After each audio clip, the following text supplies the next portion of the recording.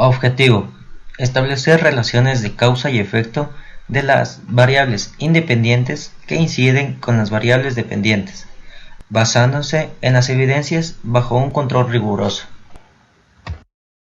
El método experimental fue el más usado por los conductistas. Se caracteriza por realizar trabajos en laboratorios con condiciones controladas y aparatos de medida. Pasos: 1. Se debe plantear las preguntas de acuerdo al avance de la investigación. 2. Plantear la hipótesis de acuerdo a la investigación. 3. Elaborar un diseño de control.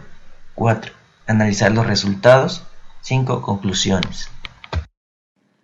Se debe tomar en cuenta el sujeto, más el investigador, más los instrumentos a utilizar y más el ambiente. Debemos tomar en cuenta dos tipos de variable, la cual es la variable dependiente y la variable independiente. Dentro de la variable independiente se debe tomar en cuenta la temperatura que hay en una clase. Dentro de la variable dependiente se debe tomar en cuenta la atención que presenta el alumno y la actitud que presenta el alumno dentro de una clase. Un caso del método experimental se puede realizar dentro de una aula, donde el investigador analiza el comportamiento de dos alumnos. En esta investigación se han seleccionado dos alumnos, en el cual a uno se le aplica el método experimental y el de control, mientras que al otro alumno se lo deja en una libre influencia. Se observa que el primer alumno muestra una mala actitud, mientras que el segundo alumno, que se le aplica el método experimental, va presentando una mejoría en el desarrollo mental dentro de la clase. Método comparativo. Primero vamos a definir lo que es comparación. Es la examinación de dos o más cosas para determinar las diferencias y semejanzas que hay entre ellas.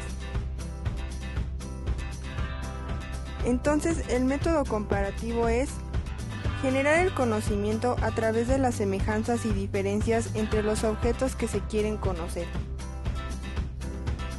El método comparativo es una herramienta que nos permite descubrir y comprender cosas desconocidas a partir de las ya conocidas y así generar un nuevo conocimiento.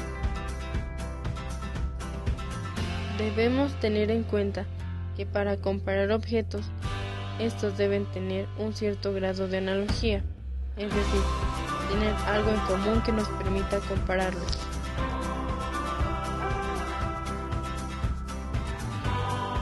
Brenda, oye, si quiero estudiar ingeniería química, tengo dos opciones, el Politécnico y el Tecnológico de Monterrey. ¿Sabes qué me brinda cada escuela?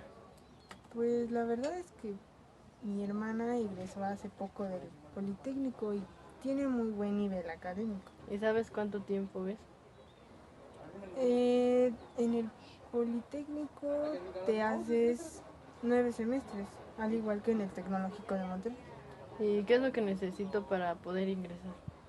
En el Politécnico te piden tu certificado de nivel medio superior, tu examen de ingreso y conocimientos sobre las ramas de las matemáticas y física y un poco de las ciencias sociales y humanidades. ¿Y en el Tecnológico?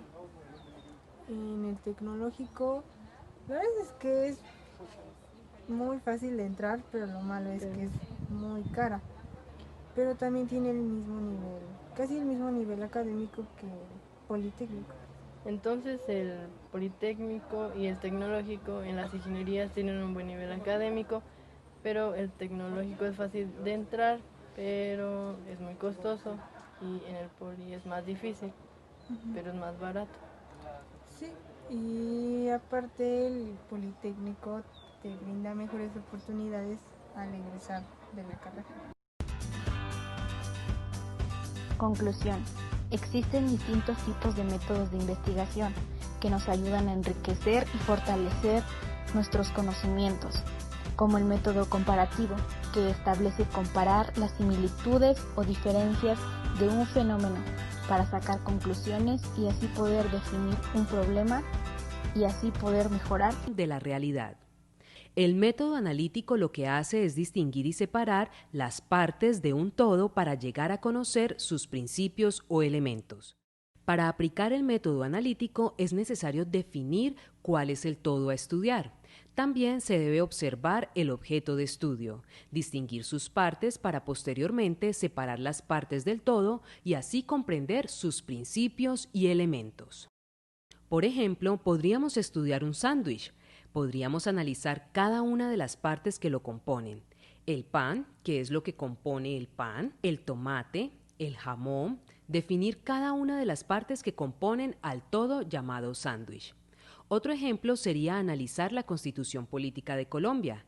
Para esto tendríamos que conocer cada uno de los artículos y parágrafos que conforman este documento para llegar a concluir qué es y analizar de manera completa a la Constitución. El método analítico lo que hace es distinguir y separar las partes de un todo para llegar a conocer sus principios o elementos. Como complemento al método analítico se encuentra el sintético. Veamos de qué se trata. La síntesis se puede entender como la suma de varios elementos o cosas. La síntesis explica que cualquier fenómeno que se vaya a estudiar es la suma de sus diversas partes para intentar entenderlo. La síntesis puede ser entendida como un resumen concreto, perfecto del fenómeno que se está analizando y ahora se reagrupa para formar un todo unitario. Un ejemplo de síntesis podría ser haber leído toda la Biblia y tú lo que vas a hacer es una síntesis de lo que es la Biblia. Tal vez lo que podrías pensar al momento de sintetizar es decir que es un documento en donde se enseña a las personas a aprender comportamientos y formas de tratar a otros de manera correcta. Para poder llegar a esta conclusión o síntesis, tuviste que haber analizado cada una de las partes.